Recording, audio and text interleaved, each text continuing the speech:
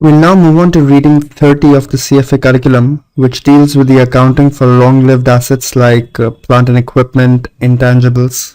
So we'll begin with understanding when an expense should be capitalized on the balance sheet and when should it be expensed on the income statement. We'll move on to understanding the accounting for intangible assets, review the concepts of depreciation and amortization, understand asset impairment and revaluation, and wind up with the accounting for assets held for sale, derecognition of assets, and the accounting for investment property. Now, expenses can either be capitalized as an asset on the balance sheet or they can be expensed in the income statement as a cost. The decision essentially depends on the matching principle, which we studied earlier, tells us that expenses must match revenues. So let's assume that it takes me 2 years to construct my factory, over which I spend $100 every year on equipment,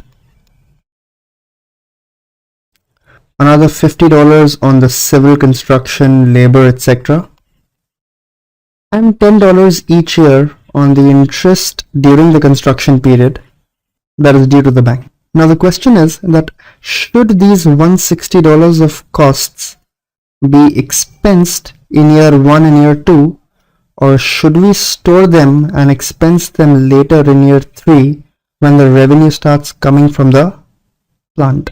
Because in year 1 and 2 the plant is not under operation.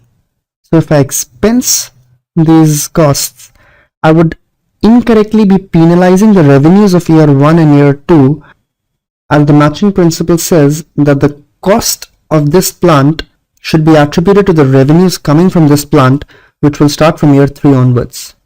So the matching principle and accrual accounting tell us that these costs should be capitalized on the balance sheet and attributed to the periods in which the revenue is coming. This is the concept of depreciation that we studied earlier, the allocation of the cost of the plant in the periods in which it is earning revenue. Let's revise. That expenditure that is expected to provide a future economic benefit over multiple accounting periods is capitalized, and if the future benefit is unlikely or it is uncertain, then to be conservative we will expense it in the period that the expense has been incurred. However, these expenses that we depicted should be capitalized because the benefit is coming later. An expenditure that is capitalized is initially recorded as an asset on the balance sheet at its cost. The cost is then allocated to the income statement over the life of the asset as the concept of depreciation or amortization that we studied earlier. If the cost is immediately expensed, however, then the pre-tax income will get reduced by the amount of the expenditure. So let's understand one example. The estate company purchased new equipment to be used in its manufacturing plant. The cost of the equipment is $400,000, including $4,800 in freight and $14,000 of taxes. In addition to the equipment cost, C Estate paid $15,000 to install the equipment and $6,700 to train its employees to use the equipment.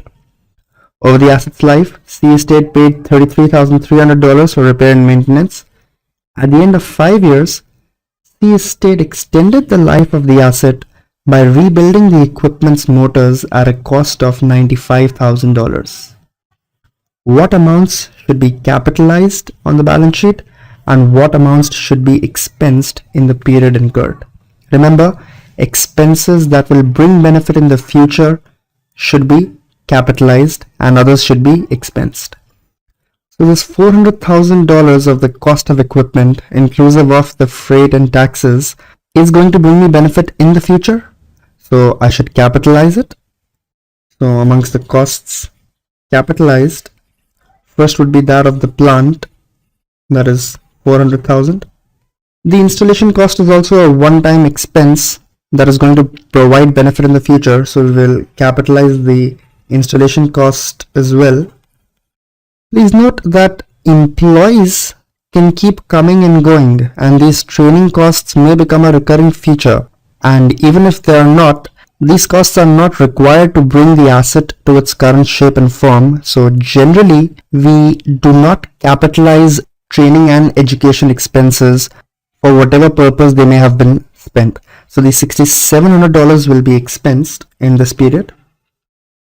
Similarly, repair and maintenance does not increase the useful life of the asset, and it may be required in the next period and possibly on a recurring basis. So even this $33,300 will be expensed. The $95,000 paid for extending the life of the asset clearly will provide future benefits. So these costs should not be expensed in that period that it was incurred. It should also be attributed to the period over which the asset is being used or the extended life. So we will capitalize the rebuilding expenses for the motor to the tune of $95,000. So over the life of this plant, about $510,000 should get capitalized and $40,000 corresponding to training and repairs should be expensed. Now please remember that interest cost during the construction period is treated the same way like the cost of plant and equipment. That is, the interest that accrues during the construction period is capitalized as a part of the asset's cost. And the reason is the same, that this will accurately measure the cost of the asset, since interest, installation, taxes have all been spent to bring the asset in its current form and condition, and expensing it during the period of use better matches the cost with the revenues generated by the asset. Please remember that only the interest on construction costs and during the construction period is capitalized. Interest costs on general corporate debt are expensed. So like all other initial costs, capitalized interest is not reported in the income statement as interest expense, but is added to the cost of the asset, and subsequently this cost is represented in the income statement through depreciation expense or cost of goods sold if the asset is held for sale. And even though generally interest expense is a cash outflow from operations, when capitalized, this will add to the cost of my plant and machinery and it will be reported as a cash outflow from investing. So let's understand the effect with an example. So we've been given the balance sheet for ABC Incorporated, the asset side, as well as the liabilities and equity, and the income statement. We are further told that during 2012, the company capitalized $40 of construction interest. The capitalized interest increased depreciation expense by $10 for the year. For analytical purposes, you have decided to treat the capitalized interest as an immediate expense. So you think that the company is trying to manipulate the income statement and show higher profits by capitalizing costs and not expensing them in the period incurred. You think that this debt is for general corporate purposes, and you think that this entire $40 should be expensed in this period. So you're going to restate the statements and calculate the ratios again. So complete the following table, ignoring any income tax effects. So these are the metrics as currently reported. The total assets, interest coverage, net profit margin has been calculated from the previous statements and presented here. We need to first construct the adjusted accounts, assuming that this $40 is expensed right away, and then compute the ratios again. So let's first restate the income statement. So whether I expense or capitalize interest, will my sales change? No, so sales remain the same as 5,000. The raw material expenses or the cost of goods sold will also remain unchanged, and the gross profit will also remain the same. The operating expense includes SG&A, and it also includes depreciation and amortization.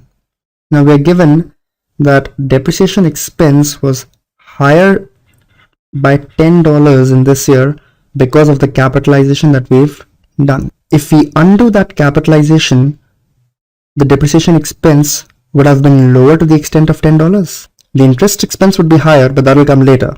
As far as operating expense is concerned, it would be lower to the extent of $10, or it would be about $490, giving us an operating profit that is $10 higher. The interest expense, however, will be higher by $40 since I'm capitalizing nothing and expensing the entire costs in this period. So the earnings before taxes would become $870, that is $30 lower. Taxes we are asked to keep the same, So the net income would now only be $670.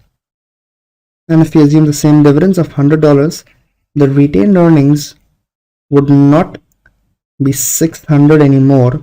They would fall down to a number of $570. So that was about adjusting the income statement. Let's now try to adjust the balance sheet. So we'll start with the assets side. So whether we capitalize or not, the current assets will not be affected. The cash, receivables, inventories will remain just the same. The property, plant and equipment on a gross basis would have seen an addition of $40 because of the capitalization. And we depreciated $10 of the same. So on a net basis, property, plant and equipment at the moment would be higher by about $30. So if we are to reverse the effect of the capitalization, we'll have to reduce the net property, plant and equipment by $30. This will be only about $1730 now. The accumulated depreciation would become $430, and the gross property, plant and equipment would become $2160. The difference giving me $1730 of net property, plant and equipment, or the total assets would come down to $2820. The balance sheet must always match. So let's see the adjustments that need to be made on the liabilities side. The current liabilities will not be affected. Payables, short-term debt, current portion of long-term debt, deferred taxes would all remain the same. Common stock, additional paid-in capital would also not be affected. The retained earnings, which were earlier of $600, we now just calculated would only be to the tune of $570. So this number would not be 800 anymore. It'll only be 770, or the shareholders' equity would move down to 1470, and the total liabilities would move down to 2820 in line with the total assets. Now that we've restated the financial statements, it's 90% of the job done. We can simply calculate the ratios as are asked in the question now. The total assets we just calculated would be 2820. The interest coverage ratio is defined as the EBIT upon the interest. So this will come from the income statement. The EBIT, or operating profit, now is 1010 upon the interest of 140, and that is 7.21. The net profit margin would be 670 divided by 5000, or 13.4%. Now please note that the total cash flows don't change from our choice of accounting method, but the classification between operations and investing will get impacted. So at the moment, a $40 of cash outflow was being recognized as an investing outflow because it was being added to the cost of our asset.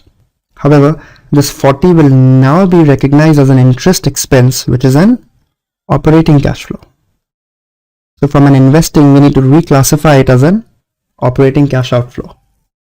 So the cash flow from operations will reduce by $40 and will now remain only $650, whereas the cash flow from investing will go up by $40 and will become $160 net outflow. The total cash flow remains the same. The cash flow from financing will not get affected and will also remain the same as was before. The debt has remained the same and the equity, as we saw, has come down. So the debt to equity ratio should also go up and can be calculated as the long-term debt upon the equity, that is 750 upon 1470, as 51.02%.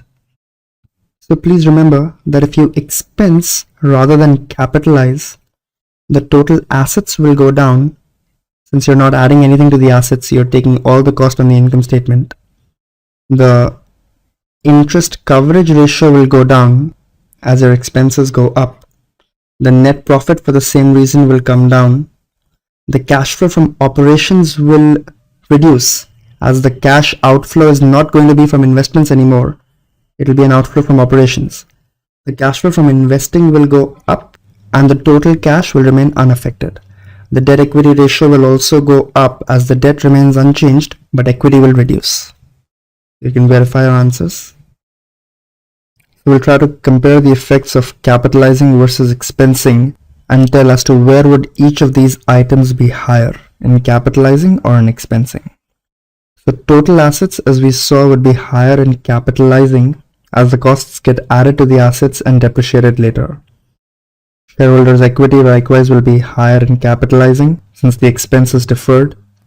Income variability would be higher in expensing because please understand there would be one big expense in the first year and then no expense in the case of expensing. Whereas in the case of capitalizing, there is no lump sum expense coming anytime. There will be a constant depreciation coming for an extended period in time. So variability would be higher in expensing and lower in capitalizing. Net income in the first year would be higher in capitalizing, but in the subsequent years will be higher in expensing because in subsequent years there will be a depreciation expense coming for capitalization.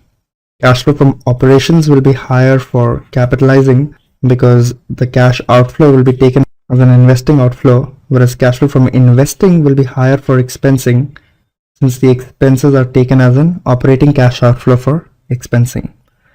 The debt to equity ratio will be higher for expensing as the debt remains the same in both methods, but equity will be lower for expensing. Interest coverage, that is EBIT upon interest, would be higher in capitalizing in the initial years as the expense is not shown in the income statement, whereas in subsequent years there will be no depreciation expense coming in expensing. So in subsequent years it will be higher for expensing.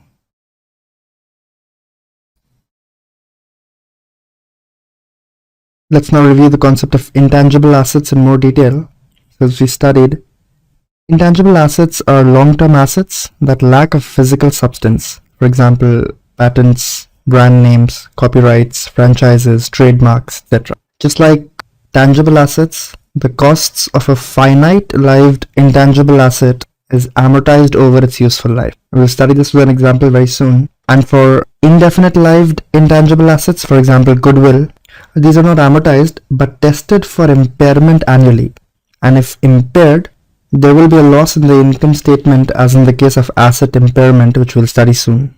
Now as per IFRS, an identifiable intangible asset is one that is capable of being separated from the firm or it arises from a contractual or legal right, for example a patent or a copyright. It should be controlled by the firm.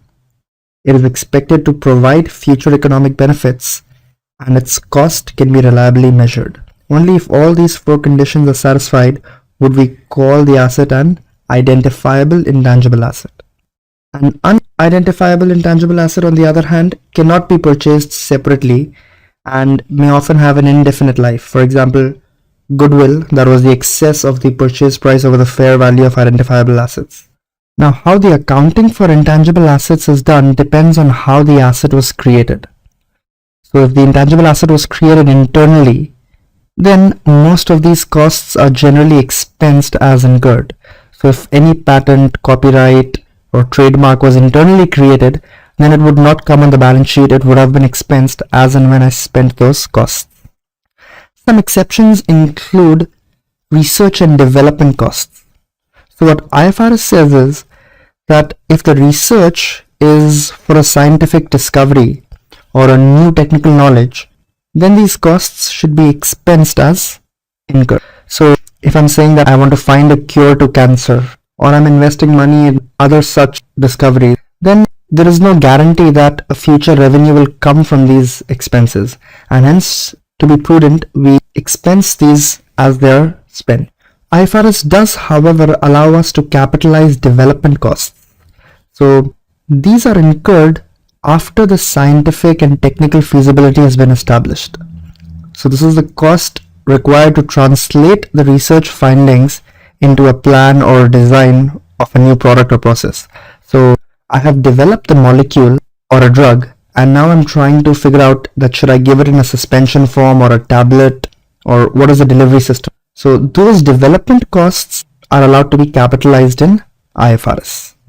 Under US GAAP, both research and development costs are generally expensed, so no capitalization is allowed except for software development costs. Where under both US GAAP and IFRS, for software for sale, The guidelines say that any costs incurred should be expensed until the product's technological feasibility has not been established. So just like in the R&D, till the time I haven't found anything concrete, I will expense the costs. The development costs or production costs after the technological feasibility has been established are allowed to be capitalized. So this is the same for both IFRS and US GAAP.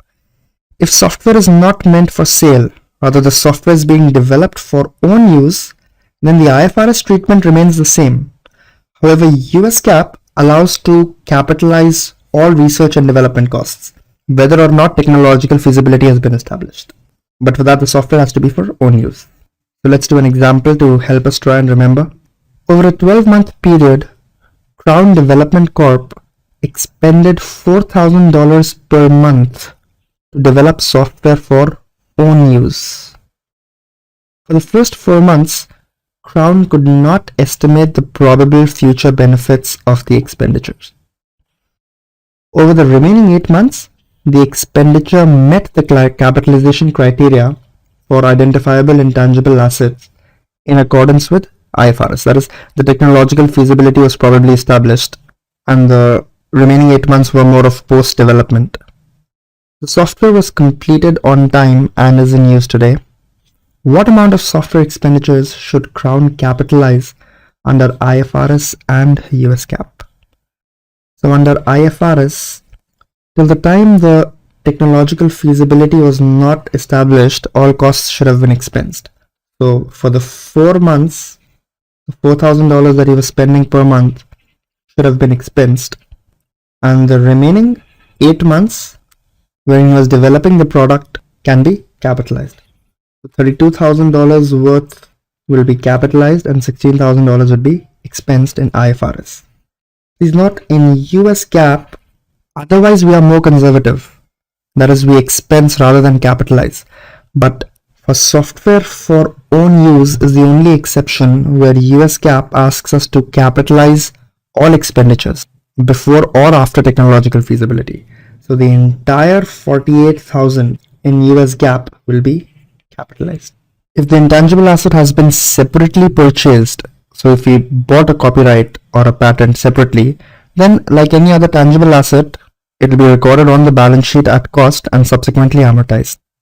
If the assets are acquired in a business combination, then under the acquisition method that will be applicable, and we will study it in detail in level 2, the identifiable assets and liabilities will be recorded on the books on fair value. So we will first calculate the fair value of the intangible asset and then record it at that value after the combination. Any price paid over and above the fair value of identifiable assets is called goodwill.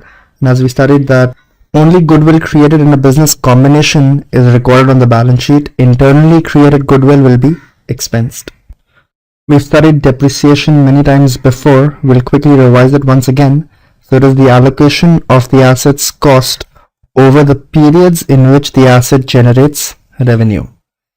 Carrying value of the asset is also known as the net value of the asset, calculated as the cost of acquisition minus any accumulated depreciation. So if I acquired it at $100 and I've depreciated the asset at the rate of $10 every year, then after 5 years, the carrying value will be 100 minus accumulated depreciation of 50, that is $50. The historical cost is the original purchase price, including any installation, transportation, taxes that had to be paid for acquiring the asset.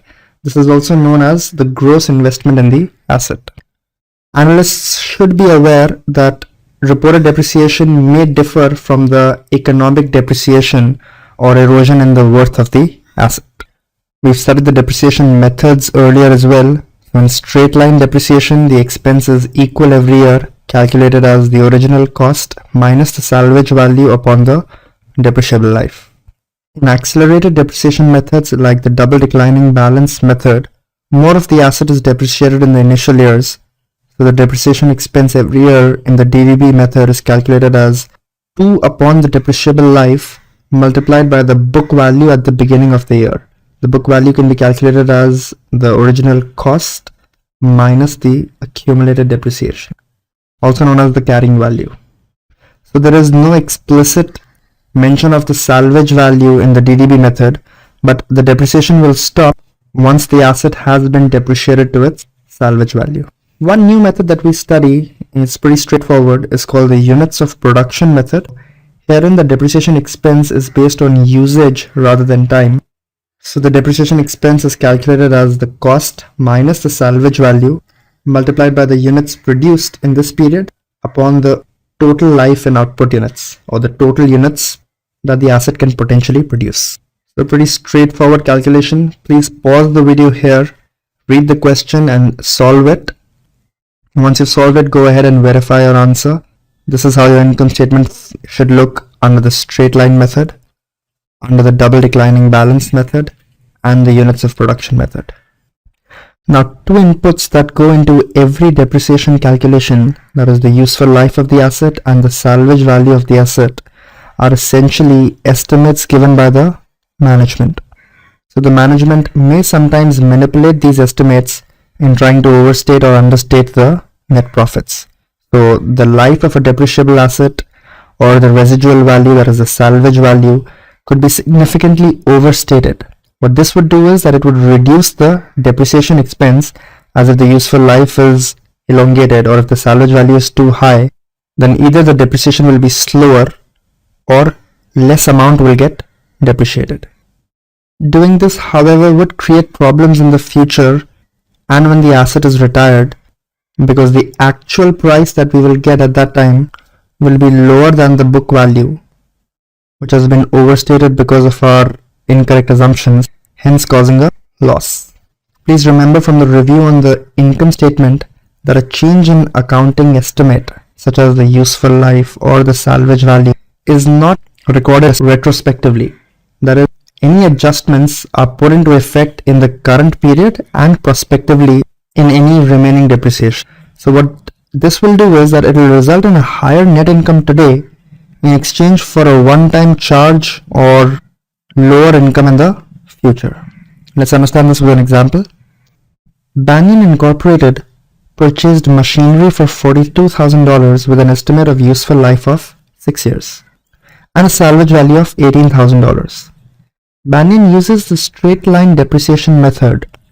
At the beginning of the 5th year, Banyan reduces its salvage value estimate to $3,000 from an earlier estimate of $18,000. Determine the depreciation expense for each year. Now for years 1 to year 4, the depreciation expense would be calculated using the straight line formula, that is 42,000 minus the salvage value of 18,000 divided by the useful life of 6 years. So we will depreciate $4,000 every year for the first 4 years. In year 5 and in year 6, we will have to revise our estimate since the new salvage value estimate is 3,000. So the remaining value of the asset, that is 42,000 minus 16,000, since we've depreciated it for 4 years at the rate of 4,000. So the remaining 26,000 will now be depreciated more steeply so as to bring it down to 3,000 after 2 years. So the depreciation expense for year 5 and year 6 will be 26,000 minus 3,000 upon 2, that is $11,500.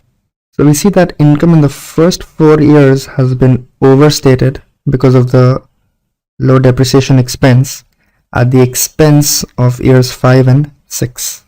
So if the current CEO or the current management had a 4-year term, then they would have probably enjoyed good bonuses based on the high net income at the expense of considerably lower profits in the next 2 years. IFRS requires firms to depreciate the components of an asset separately.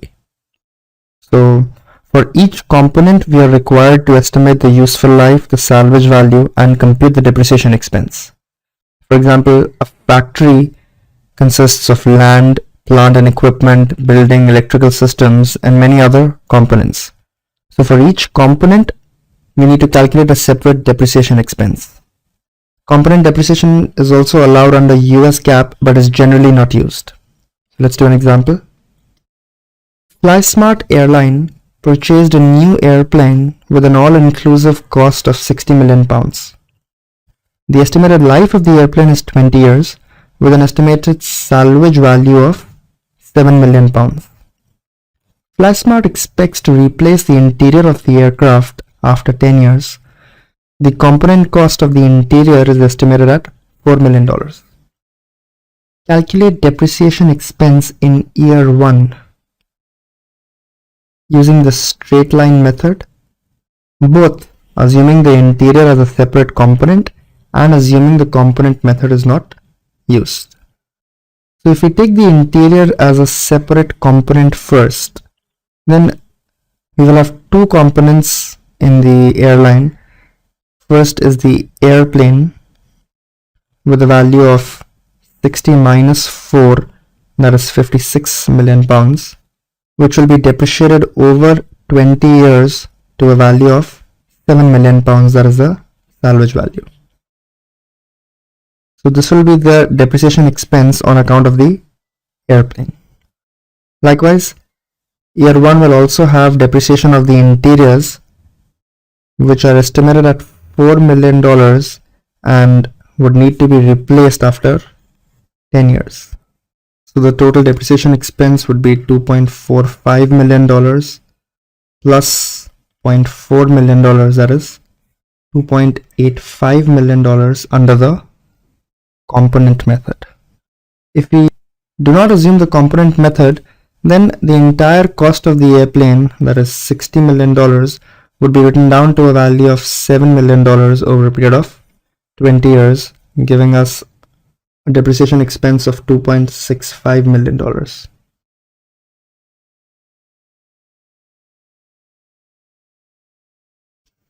Just like depreciation is for tangible assets, amortization is for finite-lived intangible assets. Let's do an example. At the beginning of this year, Canopy Corporation entered into business acquisition. As a result of the acquisition, company reported the following intangible assets: a patent worth $750,000, franchise agreement, a copyright, and goodwill of $640,000. That is total intangible assets of around $2 million. The patent expires in 15 years. The franchise expires in 9 years but can be renewed indefinitely at minimal cost. The copyright is expected to be sold at the end of 25 years for $45,000. Use straight line amortization, like the straight line depreciation, to calculate the total carrying value of Canopy's intangible assets at the end of the year. So we'll first estimate the amortization expense. So the patent has a life of 15 years. So every year we need to depreciate $50,000 of the patent. The franchise agreement can be renewed indefinitely at minimal cost. So can I say that it has an infinite life? Hence we do not depreciate the franchise agreement because we'll divide it by infinity. The expense is going to be 0. The copyright will be sold for $45,000 after 25 years. So the amortization expense on copyright will be calculated as $10,200. Please remember, goodwill is not amortized, it is tested for impairment. So the total amortization, that is a reduction in the value of the intangibles, would be to the tune of $60,200, or the ending intangibles would be 1.98 million minus $60,200 as $1.9198 million. Now under both US GAAP and IFRS, long-lived assets will generally be carried at depreciated cost. That is the cost minus the accumulated depreciation.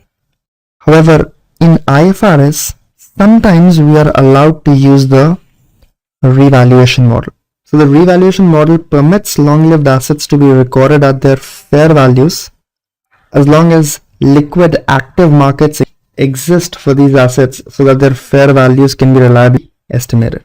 firms must choose the same treatment for all similar assets so that they cannot selectively revalue assets that have increased in value and not revalue the assets that have decreased in value. Even though allowed, this model is rarely used even in IFRS reporting firms. However, if you do revalue, then the value of your asset can either go up or go down.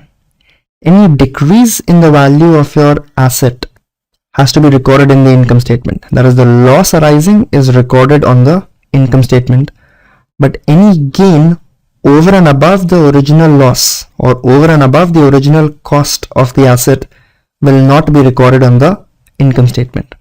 That is, any subsequent gain will be recorded in a separate equity account called the revaluation surplus. Something like the other comprehensive income that we studied earlier. Now, revaluing the value of an asset upwards will result in greater total assets and greater shareholders' equity. Subsequent depreciation expense would be higher, resulting in lower profitability in periods after the revaluation. However, in the period you do the revaluation, profits and equity will go up. The concept of asset impairment is much more important than of revaluation. So if the carrying value of the asset is $100, let's assume, and a new technology has been developed such that the current plant has become obsolete and the fair market value of this plant is only around $50. In such a case, would it be prudent accounting practice to write down the value of this asset from $100 to $50 so as to give the correct picture to the shareholders and other users? So that's what we'll try to learn in the accounting for asset impairment. So under IFRS, the firm must annually assess whether events or circumstances indicate that an impairment of an asset's value has occurred. An asset will be considered impaired if its carrying value, that is the cost minus accumulated depreciation, exceeds the recoverable amount. And what is the recoverable amount? It is greater of the fair value less net selling costs, something like the net realizable value in inventories. So the fair value minus selling costs, or the selling price minus selling costs, and the value in use. Value in use is the present value of all future cash flows. So either we will sell the asset or we'll use it. The recoverable amount is the greater of the two values. If the carrying value of the asset is greater than the recoverable amount, then the asset is considered to be impaired. If impaired, we will write down the value of the asset to the recoverable amount on the balance sheet, and the difference will be recorded as a loss on the income statement as an impairment loss. This loss will be below the operating income and is normally considered a one-off. Under IFRS, this loss can be reversed if the value of the asset recovers in the future. However, the reversal will be limited to the original impairment loss. That is, we can take it back up only to the carrying value or original cost. So information related to the equipment owned by MacLife company is as follows. The original cost is $660,000. Accumulated depreciation of $50,000, implying a carrying value of $660 minus $50, that is $610,000. The expected future cash flows, please note undiscounted, are $630,000. The discounted back value of these cash flows is the value in use, given to be $560,000. The fair value is $570,000, and the fair value minus selling cost would be $550,000.